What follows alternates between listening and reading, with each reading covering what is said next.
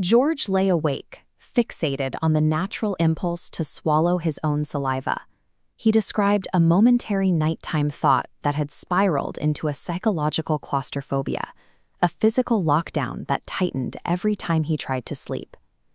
A 35-year-old civil engineer reported a similar paralysis. He suffered from chronic dizziness and a heavy buildup of phlegm in his chest. Doctors found no physical cause. The symptoms were generated by his own thoughts, a cycle of overthinking that left him unable to work. Then there was Sridharan, who had practiced Vipassana meditation for years. He reached a point where he began experiencing out-of-body sensations so disturbing that he felt a frantic urge to run away from his own form in the middle of the night.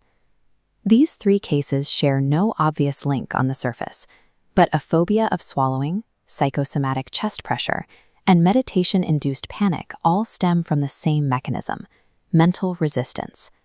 Consider this feedback loop. An uncomfortable sensation arises, and the brain activates a defense response. But pushing back requires intense focus, feeding energy into the original anxiety. The mind interprets this suppression as confirmation of a threat. The cycle accelerates into panic. Treating internal emotional distress like an external enemy to be destroyed is the specific habit that traps us in a war with our own biology. These individuals sought help from Sri Bhagavat Aya, a teacher who upends common wellness trends. Aya does not offer breathing routines or mantras to calm the mind. He offers a radical shift in how we perceive pain. A mother named Uma called Aya in deep sorrow. Her 31-year-old son had died of a sudden heart attack, leaving behind a 2-year-old child. Uma had spent her life studying spiritual texts, searching for a way to find peace despite the tragedy. Aya told her that seeking a state of permanent happiness in this moment was the wrong goal. He explained that even a gnani, an enlightened master, cries when their child dies. Tears are the natural response to loss. This illustrates a biological rule of the mind.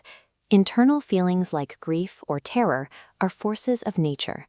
Aya instructs people to declare the painful emotion as correct.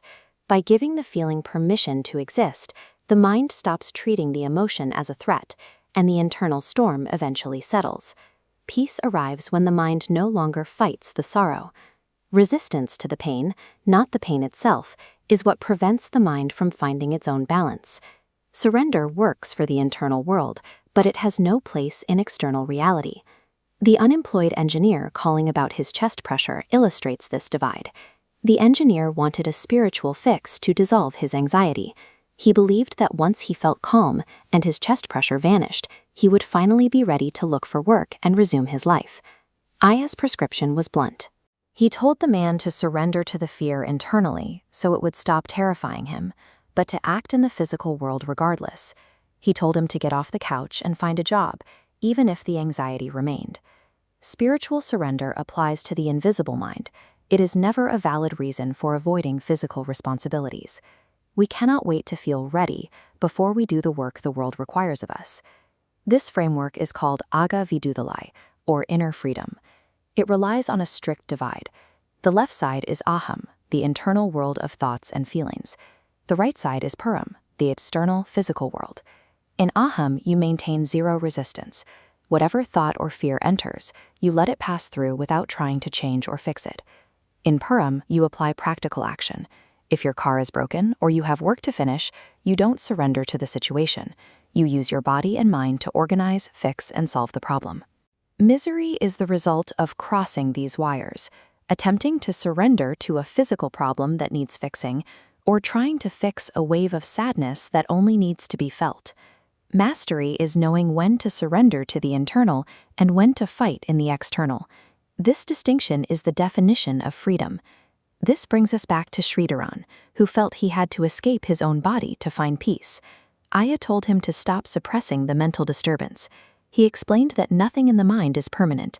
Every sensation will eventually leave on its own if it is fully permitted to exist.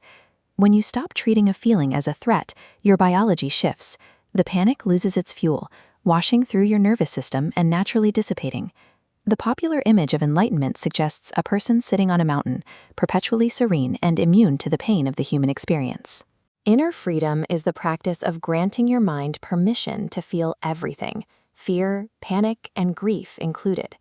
It is the ability to experience these sensations without stepping into the ring to fight them. Once you have granted the mind that permission, you give your body the instruction to do the physical work required of you today. The next time a wave of overwhelming grief or panic hits, declare it correct. Drop your weapons. Stop fighting your own mind and simply get back to work.